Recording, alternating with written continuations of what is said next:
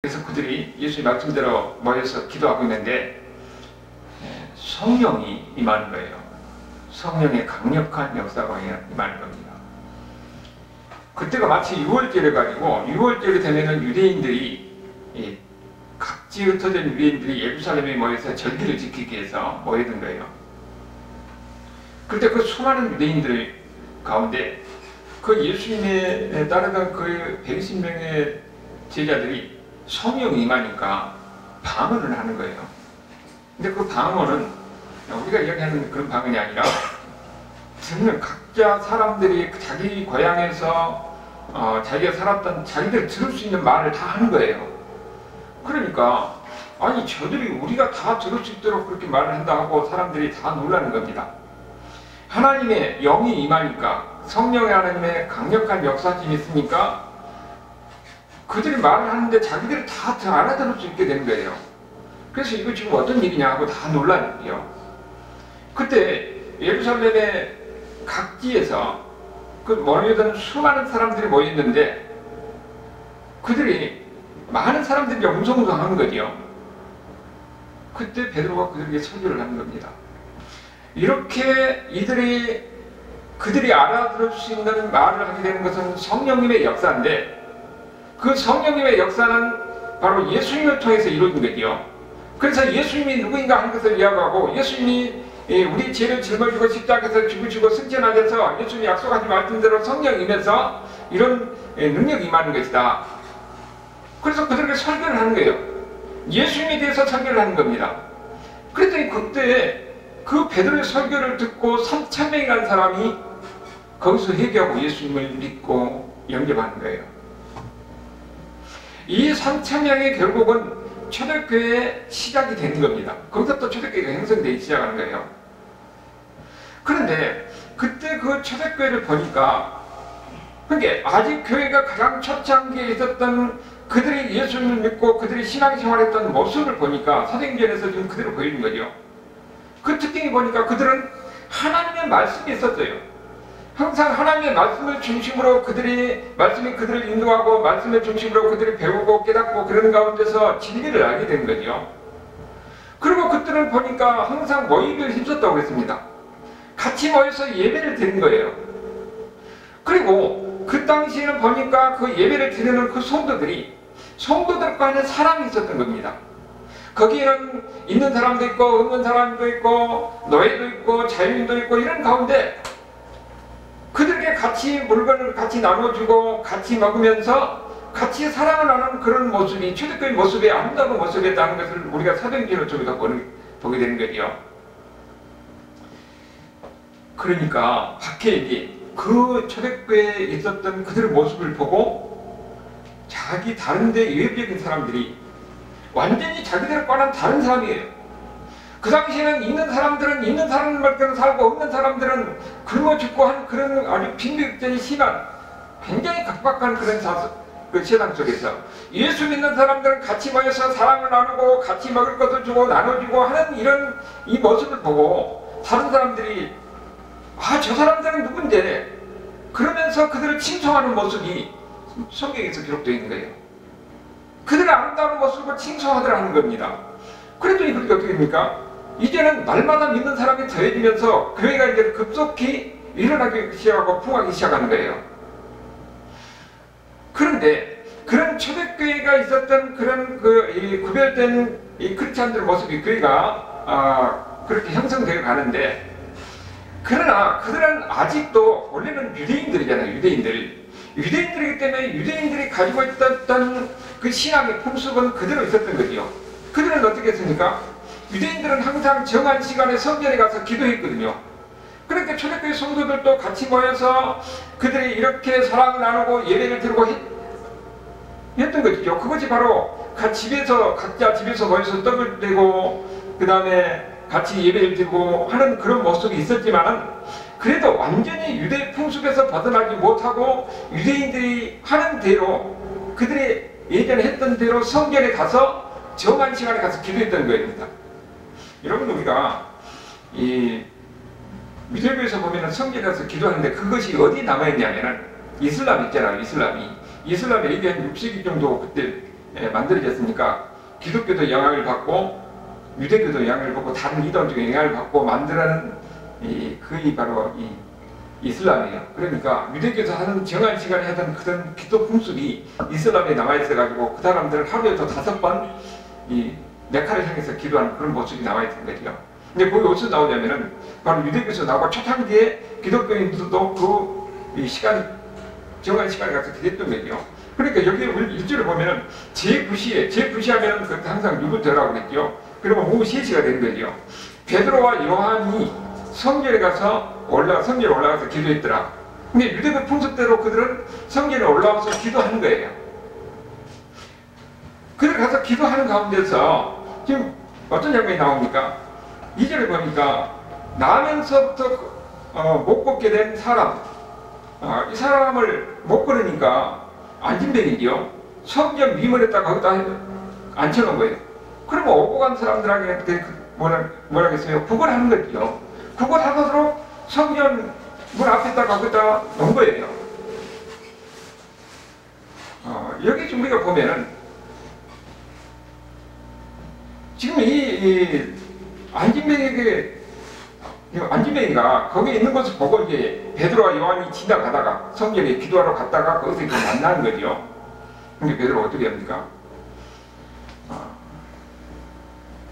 그걸 하니까 베드로와 요한과 더불어 주목하여 이르되 우리를 보라 하니 무엇을 얻을까 바라보는 거예요. 그 안진뱅이가 무엇을 바라보고 있어요? 돈을 요구하죠. 거기는 거기 앉아서 몇 푼의 돈을 위해서 거기서 구걸하고 있는 겁니다. 그 구걸한 사람을 우리를 보라 하니까 구걸한 사람이 베드로와 요한을 보면서 돈을 바라보고 쳐다보는 거예요. 그럴 때에 베드로와 요한은 뭡니까? 돈을 요구하는 그 사람의 손을 잡고 기도함으로 인해서 예수 이름으로 기도함으로 인해서 다리에 힘을 얻고 일어서는 기적이 일어나는 거예요. 그러니까 그야말로 이 모든 사람들에게 놀라운 엄청난 일이 일어나는 거죠. 그런데 여기 이제 사도행전 4장 22절에 보면은 그 이야기가 이 사람에 관한 이야기가 그러니까 계속되거든요. 이 표적으로 병 나은 사람이 40여세나 되었더라 그랬어요. 그러니까 이 사람은 40년 동안 어려서부터 이 안진뱅이가 돼가지고 일어나지 못하고 걷지 못하고 있었던 거지요. 그러니까 성전 앞에서 지금 베드로와 요한이 볼 때에는 거의 나이 40대가 된 사람이었어요. 40년 동안 일어서고 걷지 못한 사람이었던 거예요. 근데 그 사람이 무엇을 얻을까 하고 그런 구걸하는 거지요. 결국은 베드로와 요한을 만나서 그런 기적을 경험하고 일어서고 그러면 걷고 뛰면서 하나님을 찬송하는 이런 역사가 일어났던 거지요. 여러분 우리가 보면은 안진뱅이가 할 수 있는 일은 아무것도 없습니다. 뭐 어디 가서 일할 수가 없잖아요. 그가 그래도 먹고 이 생명을 유지하기 위해서는 구걸하는 수밖에 없는 거예요. 우리가 여기서 가만히 보면은 지금 이 사람은 자기에게 지금 필요한 것은 뭐예요? 일어서는 것인데 내가 일어선다는 것은 상상할 수는 못하는 거예요. 단지 돈 몇 푼 얻어서 내가 입에 어떻게 먹고 그래서 내 생명을 보존하는 것이 이 안진뱅이의 그가 지금 할 수 있는 일이잖아요. 그가 진짜 필요한 것은 우리가 볼 때는 그 사람이 일어서는 것인데 그런데 이 지금 베드로와 요한이 지금 누군지를 모르는 거예요. 그리고 베드로와 요한이 예수님을 통해서 기도하면은 예수님의 능력으로 그가 일어섰다는 것을 그것도 모르는 겁니다. 우리가 이걸 보면은 이 안진뱅이와 같은 이런 삶, 자기가 진짜 예수님 안에서 내가 치료를 받고 고침받고 일어섰고 기적을 있었다는 것을 전혀 모르고 단지 눈앞에 보이는 돈 몇 푼 얻어서 내가 생명을 유지하려고 하는 이런 모습은 오늘 많은 사람들에게 이 영적 맹인이 돼가지고 그렇게 된다는 거예요. 영적 안진뱅이 같은 경우는 어떻습니까? 하나님 앞에서 내가 치료받고 고침받고 구원을 받았다는 걸 모르는 거죠. 그러니까 이 세상에서 보이는 대로 보이는 것만 바라고 사는 것이 영적 안진뱅이의 삶이라는 거예요. 그들에게 필요한 것은 뭡니까? 이 세상 많은 사람들은 우리 눈에 보이는 것만이 전부인 것만 알고 그렇게 삽니다. 그래서 어떻게든 내가 먹을 것, 내가 살 것, 내가 편안히 누릴 것, 내가 가질 것만 이렇게 생각하잖아요. 근데 우리에게 진짜 필요한 것은 바로 예수님이요. 예수님 안에서 그가 육신적인 질병도 고치는 것뿐만 아니라 이 세상에 뿐만 아니라 그는 영원한 세상까지 봐가면서 영적인 안목이 떠서 그는 구원받는, 영원히 구원받는 일까지 일어날 수 있는 거죠. 그래서 예수님을 만남으로써 영적인 안진뱅이가 아니라 이제는 영적으로 건강한 사람이 되는 겁니다. 육신적으로 건강하고 영적으로 건강한 사람에서 진정한 행복이 무엇이고 진정한 평안이 무엇인가를 알고 삶을 살아갈 수가 있는 거지요. 그런데 그것은 이 사람뿐만 아니라 우리가 예수 믿는 사람도 마찬가지입니다. 예수 믿는 사람도 우리는 신앙생활할 때 어떻게 생활합니까? 우리는 당장 하나님이 나를 구원하셨다, 하나님이 나를 보고 주셨다, 내 인생의 주인이다 하는 것을 알면서도 당장 우리는 어떠냐면 눈앞에 보이는 것만 바라고 살아가는 거예요. 우리 기도 제목을 보면 다 됩니까? 다 우리 기도 제목 보면 우리 신앙이 다 드러나는 거예요. 우리에게 진짜 필요한 것이 무엇인지, 그것은 하나님을 알아가고 하나님을 경험하고 그런 가운데서 진짜 행복이 무엇이고 진짜 우리의 삶이 우리에게 보여주는 것이 무엇인가를 알게 되는 거지요. 진짜 우리에게 중요한 것은 영혼이 구원받는 것이고 내 영혼이 잘된같이 범사에 잘되는 것을 알기 때문에 하나님과 가까이 하는 것이 중요한 겁니다. 하나님을 아는 것이 중요합니다. 하나님 말씀대로 사는 것이 중요한 거예요. 그 가운데서 하나님의 뜻이 몇 때는 우리를 고쳐주기도 하고 우리의 필요한 것을 채워주기도 하고, 그리고 또 우리를 향해서 하나님께서는 더 큰 일을 위해서 하나님의 이 인도하심이 있는 것이고 하나님의 무한한 진리를 알게 되는 거지요. 그것이 하나님을 아는 것이고 하나님을 가까이 아는 것이고 하나님의 온전한 그런 능력 안에서 이제는 내가 그것만 하나님을 자랑스럽게 얘기할 수 있고 하나님의 큰 일을 할 수가 있는 겁니다. 여기에 보면은 안진뱅이는 40년 동안 걸어본 적이 없어요. 그러니까 그는 걷는다는 것을 생각하지 못하고 오히려 오직 그가 할 수 있는 것은 북을 뿐이잖아요. 근데 그가 예수님을 만남으로써 그의 운명이 바꿔졌어요. 인생이 바꿔진 거잖아요. 베드로와 요한을 통해서 예수님이 누군가를 그는 알게 되고 예수님을 그가 붙잡으니까는 거기에 예수님을 통해서 능력이 일어나서 기적이 일어나서 그는 육신적으로 건강한 뿐만 아니라 그는 이제는 하나님을 찬양한 사람, 예수님을 찬양한 사람이 되는 거예요. 모든 사람 앞에서 걷고 뛰면서 나를 고쳐주신 하나님, 그 예수님을 통해서 이런 능력이 역사가 일어났던 것을 모든 사람 앞에서 그런 증거는 증인의 삶이 되는 겁니다. 우리는 바로 이것을 무엇을 이야기합니까? 우리는 바로 예수님 안에서 모든 문제 해결의 해답이 있다는 것을 우리에게 가르치는 거예요. 세상 사람들은 자기 지혜와 자기 힘으로 자기 능력으로 해결을 하지만은 거기는 갈등과 괴로움과 고통에 따를 뿐입니다. 일시적으로 그것을 얻었을지는 모르지만은 그것은 진정으로 그에게 진정한 행복과 평안을 주지 못한 거예요. 진짜는 예수님을 만나야 합니다. 예수님 안에서 우리 육신적인 하나님의 뜻이라면 치료될 수 있는 것이고 우리가 영원히 치료받아서 우리는 이 세상뿐만 아니라 더 영원한 세상을 바라보면서 이제는 감사와 찬송 속에서 살아갈 수 있는 거예요. 그 안에서 진정한 기쁨이 뭔지를 알기 때문에 여기에 있는 안진뱅이와 같이 하나님을 만나서 찬송하며 기도하면서 하나님께 영광되는 일을 살게 되는 거예요. 진정한 삶이라는 것은, 진정한 행복이라는 것은 나의 삶을 통해서 나에게 경험한 하나님, 나에게 역사하신 하나님을 증거하면서 기뻐하며 찬송하면서 사는 겁니다. 이것이 바로 우리에게 가르쳐준 진짜 이 영적 안진뱅이에서 일어나서 진짜 예수님의 믿는 하나님의 백성들의 삶이 무엇인가를 우리에게 보여준 거예요. 하나님은 이를 위해서 하나님은 놀라운 지혜가 있습니다. 하나님은요 인간의 생각을 끼얹는 분이에요. 대부분 보면은 많은 사람들이 언제 교회로 나옵니까? 내가 건강하고 내가 가진 것이 많고 내가 자기들 아쉬운 거 해줬던 별로 교회 나오잖아요. 언제 나오느냐? 내가 힘들고 어렵게 사업에 실패했을 때 육신적인 건강이 또 하나님 이 세상의 어떤 치료 방법으로 할 수 없을 때 이런 절망적인 상황할 때에 그때 하나님께 매달리고 하나님께 나오거든요. 심지어는 옛날에는요 신사님 잘 아실 거예요. 부흥회할 때에 신발 도둑질 하려고 교회 나와가지고 거기서 예수님 만나가지고 예수 믿는 사람들이 많이 있을 거예요. 부흥회할 때 보면은 옛날에는 도둑질은 젓가락 도둑질을 또 있었잖아요. 그때는 이렇게 신발 도둑질 하려고 들어와서 거기서 예수를 만나고 있는 사람이 그 사람들이 자기가 그 이야기를 하는 거예요. 이런 다양한 방법으로 교회에 나와가지고 거기서 복음을 듣고 그 사람이 심령의 변화가 일어나서 예수님을 만나면 심령의 변화뿐만 아니라 그 사람의 인생이 바뀝니다. 운명이 바뀌는 거예요. 하나님은 지혜가 많으신 분이기 때문에 이런 아픔과 고통과 어려움과 아니면은 모든 것이 이런 절망적인 상태에 있는 가운데서 그들이 의지할 수 있는 것은 세상의 사람의 돈이 아니라 아무것도 희망이 없을 때에, 그럴 때 예수님에 대해서 이야기 들으면 그래도 희망을 잡고자 교회에 나오는 겁니다. 그래서 그들이 예수님을 인격적으로 만나게 되면 진짜 모든 문제 해결은 여기에 있다는 것을 알고, 그때 예수님을 매달리고 예수님을 의지하는 가운데서 그들은 완전히 삶이 바뀌는 겁니다. 새로운 삶이 되는 거예요. 이것이 하나님의 지혜입니다. 그래서 진짜 예수님 만나면 내가 필요한 것이 모든 걸 알게 돼요. 문제가 무엇인가를 알게 되는 겁니다. 세상에 있을 때는 자기의 문제가 무엇인지를 몰라요. 여기 안진뱅이와 같이 구걸하는 거, 돈 몇 푼에 우리가 거기에 인생을 걸지만은 예수님을 만나게 되면은 내가 얼마나 죄인이고 내가 얼마나 문제가 많은 것을 내가 바로 알 수가 있게 되고, 그리고 내게 진짜 필요한 것이 무엇인지를 알게 되기 때문에 올바른 기도를 할 수가 있는 겁니다. 올바른 기도를 하고 올바르게 무엇인가를 문제를 알게 되면은 그의 삶은 바른 길을 갈 수가 있는 거예요. 진짜 행복이 무엇인지, 진짜 삶이 무엇인지, 그리고 우리 인생에서 진짜 귀한 것이 무엇인지를 알게 되는 겁니다. 하나님은요, 우리의 인간의 연약함을 다 아십니다. 그래서 우리가 여러분들 기도할 때 우리 어떻게 기도합니까? 우리는 하나님한테 이것 주시오 저것 주시오 다 그렇게 하는데, 우리는 그것이 우리에게 해가 되는 줄을 모르고 하나님께 기도합니다.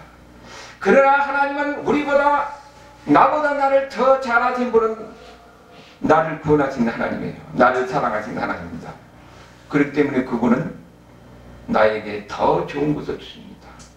내가 원하는 것보다 더 좋은 것을 주신 하나님, 그 하나님의 지혜와 하나님의 선례를 믿는다면 그 하나님을 바라보고 순종하면서 하나님을 향해서 우리는 기도할 때 어떻습니까? 하나님, 이것이 나에게 필요하지만 이것을 향한 하나님의 뜻이 무엇입니까? 하나님 모든 것을 주님께 맡기며 주님의 뜻대로 하옵소서. 나는 오직 주님 앞에 순종하며 주님의 뜻에 하나님의 인도하신 대로 살아갈 뿐입니다. 이렇게 우리가 하나님 앞에 무릎 꿇고 모든 것들을 내어 맡기는 거예요. 그래서 믿음이라는 것은 나를 내려놓고 나를 하나님께 맡기는 겁니다. 우리는 무엇을 구할지 모르고 구하지만 하나님은 우리에게 진짜 필요한 것을 하나님을 아시는 거예요. 우리가 볼 때 싫은 것 같지만 이것이 하나님 필요할 때는 하나님 그걸 인도하는 겁니다. 그 하나님을 믿으시길 바랍니다. 여러분 인생을 하나님 그렇게 책인 거예요. 여기 보면은 안진뱅이는 돈을 여겼지만 하나님 그 건강을 주잖아요. 건강보다 더 중요한 것은 뭡니까? 영원 구원인데 그가 예수님을 낳고 찬송합니다. 우리도 보면은 하나님 앞에 이것 주시오 저것 주시 하지만 하나님은 그보다 더 좋은 것을 우리는 주신 거예요. 우리는 물질을 요구하지만 우리는 하나님 우리의 영혼을 위해서 우리는 건강을 주시고 물질을 주시고 그런 가운데 더 이 복된 길로 우리가 인도하신다는 것이에요. 이것이 바로 하나님의 지혜입니다. 하나님이 그렇게 우리를 사랑하신다는 거예요. 이게 우리가 두 번째 여기서 이야기를 통해서 생각해 볼 수가 있는 것은, 이 지금 장애인이 안진뱅이가 40년 동안 일어나지 못하고 성전 앞에서 구걸하면서 연명하고 있었잖아요. 그러면은 우리가 한편으로 생각해 볼 수가 있어요. 아니 이 사람이 지금 40년 동안 나면서부터 안진뱅이가 됐어요. 이 사람이 그걸 생각했을지 모르지만 우리가 생각했으니까 참 불행한 사람이잖아요. 왜 이렇게 되었을까? 누구 탓이냐?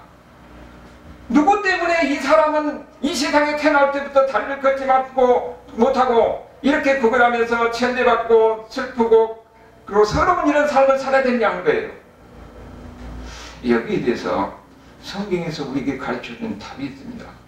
요한복음 그냥 3절을 보면은 거기 나면서부터 맹인 이야기가 나오거든요.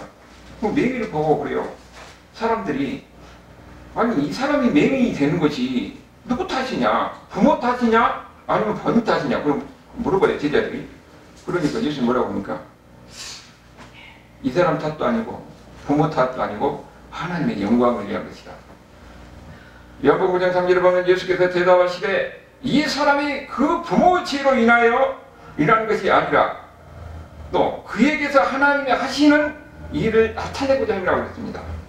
왜 이 질문을 하고 왜 예수님께서 이 말씀을 하냐면은 그 당시에 사람들은 자녀가 어려움을 겪으면은 부모가 잘못해서 이렇게 된 것으로 그렇게 생각을 했어요. 근데 예수님은 그게 아니라는 거죠. 하나님의 영광을 내라는 겁니다. 근데 지금도 그 베레아라고 하는 그 단체에서는 그렇게 가르쳐요. 아이가 아프면은 부모가 잘못했기 때문에 그런다고 부모를 놓고 기도하는 겁니다. 그 사람들 부모를 놓고 기도하는 게 부모 귀신을 쫓더라고요. 거기는 다 귀신 쫓고 가는 데니까. 여기 성경에서는 뭐라 그럽니까? 그 사람의 잘못도 아니고 그 부모의 잘못도 아니에요. 하나님의 영광을 내는 겁니다. 그럼 우리가 보면 그러잖아요. 아니 세상에 이 사람은 참 우리가 불교도 아닙니까? 뭐 전생이라고 그렇게 할 수는 없지만은 참 얼마나 참 비참합니까? 마음부터 그렇게 됐으니까. 그런데 여러분 우리는 이걸 알아야 돼요. 하나님은 모든 것이 다 하나님의 주권과 통치가 있습니다. 나도 얼마든지 그런 상황으로 하나님은 하려면 하실 수가 있는 거예요. 하나님이 그 사람을 통해서 하나님의 영광을 나타내게 하는 겁니다. 지금 이 안진뱅이를 통해서 하나님은 영광을 나타내게 하는 것이에요. 그도 맹인도 나면서부터 맹인이 되는 것은 하나님의 영광을 나타내는 겁니다. 하나님은 그렇게 역사하시는 거예요. 여러분 그러니까 내가 내 인생을 개척한다. 하나님을 아는 사람들은 먼저 하나님이 내 인생의 비밀이라는 것입니다. 그러니까 사업도 내가 열심히 노력하지만은 하나님의 복이 있어야 되는 거예요. 여러분 보면은 누가 예수님에 대해서 이야기합니까? 나는 열심히 하고 그렇게 잘 나가는 사람이 하루아침에 어떤 병을 걸렸다든지 아니면은 이 죽을 병 걸렸든지 아니면 사업이 망했다든지 그러면서 하나님을 의지해서 다시 일어서는 걸 통해서 하나님의 영광을 돌리는 거예요. 우리 정집사님 이야기 들어보니까 누가 무슨 병 걸려가지고 암에 신장에 무슨 암 걸려갖고 나섰다는 그 얘기를 하더라고요. 근데 우리가 다 남는 것은 아니에요. 하나님이 그 사람을 통해서 하나님의 영광을 나타내려고 하는 목적이 있으면은 그 기적이 있는 겁니다. 다 망했어도 하나님이 그 사람에게 복 주려고 그를 통해서 하나님을 드러내려고 하면은 그 사람이 어떻습니까? 일어서는 거예요. 여러분 우리도 궁극적으로는 우리가 그럴 때 뭡니까? 하나님이 나를 향한 하나님의 뜻이 무엇인가? 나를 통해서 하나님께서 이루고 하시는 무엇인가?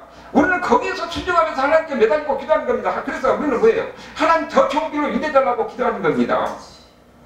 여기 이를 통해서 하나님은 뭡니까?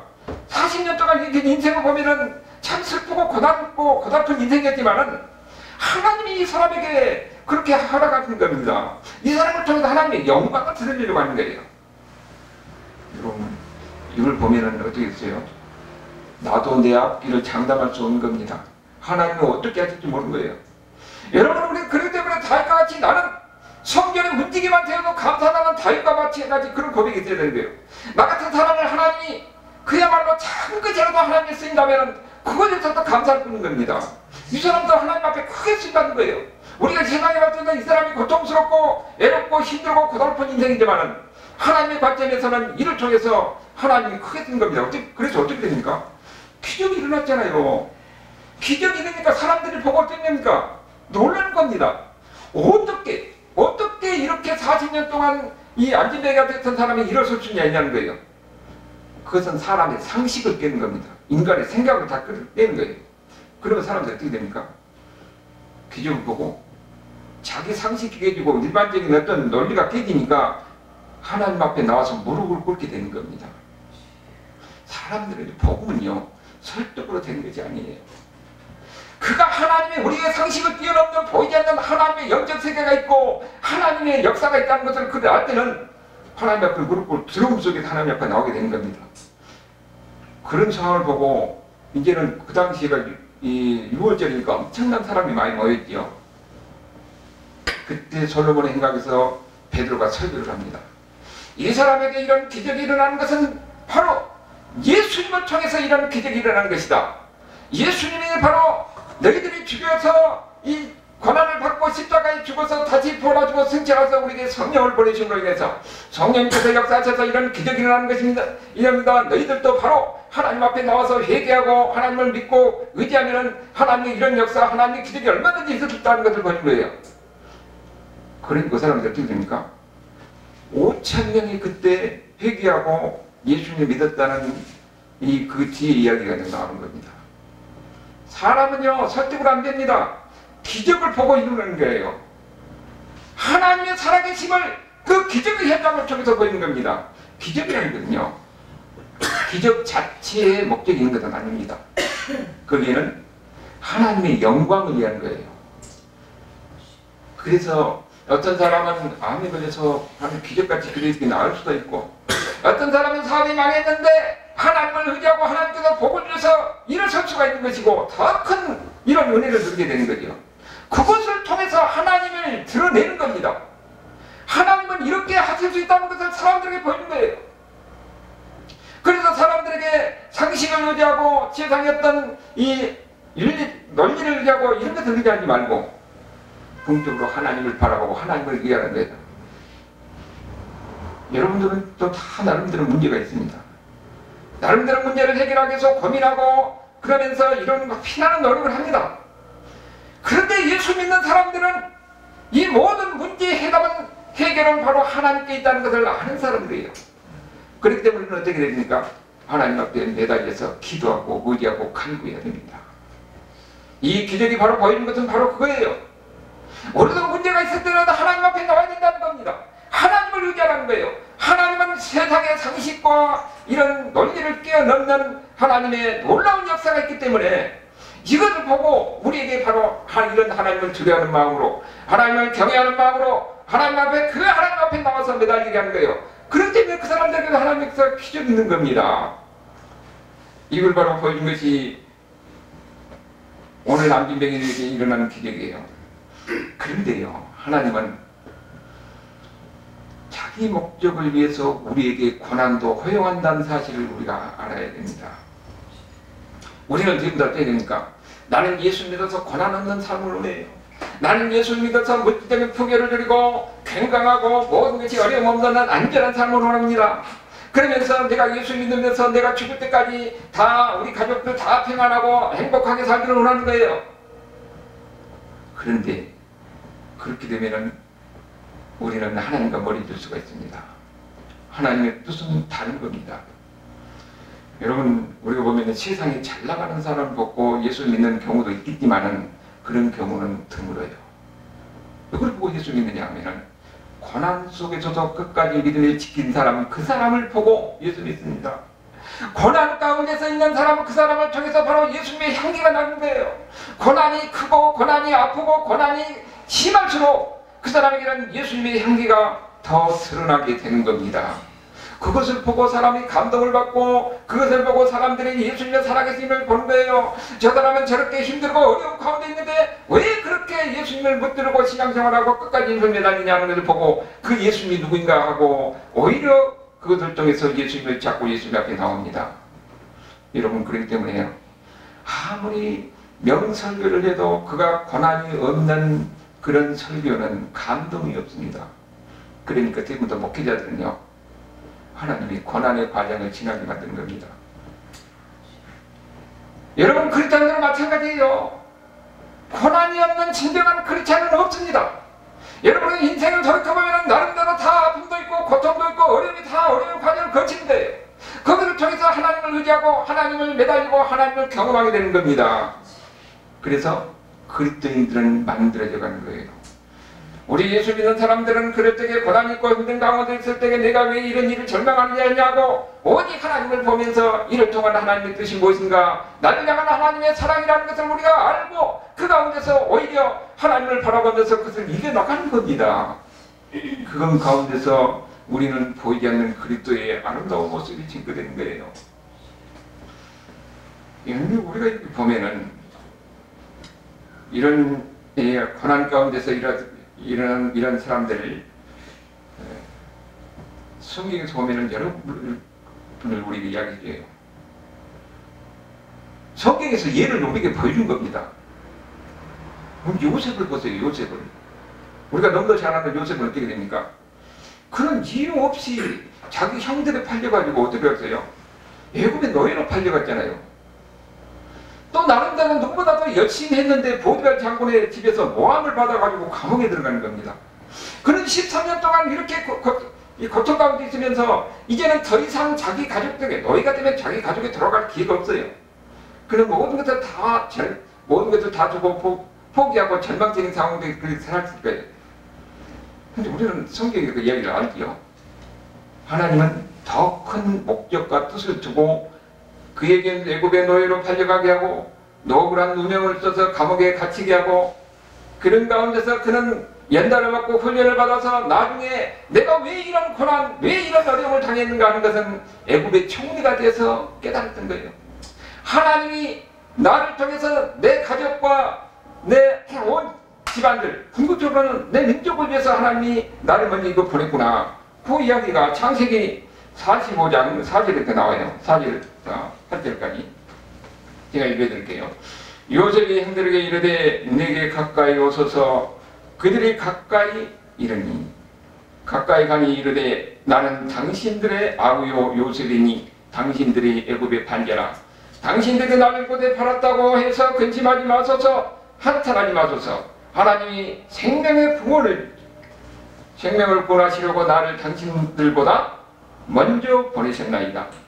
이 땅에 2년 동안 생명이 들었으나 아직 5년은 닭가리도 못하고 추수도 못하니 하나님이 큰 구원으로 당신들의 생명을 보존하고 당신들의 후손을 세상에 두시려고 나를 당신들보다 먼저 보내셨다고 이야기합니다. 그가 총리가 되고 나서 내가 이렇게 형들에 의해서 팔려가서 노예 생활하고 그리고 이 고생을 하는 것은 내 가족들, 그 가족들의 후손을 보존하기 위한 하나님의 뜻이 있었구나. 그러면서 그 이야기를 하는 겁니다. 그러면은 요셉 이야기뿐만 아니라 성경이 우리에게 가르쳐준 것은 뭡니까? 우리에게 고난도 다 의미가 있다는 거예요. 우리가 때로는 보면은 항상 인생은 좋은 길로만 가는 것이 아니에요.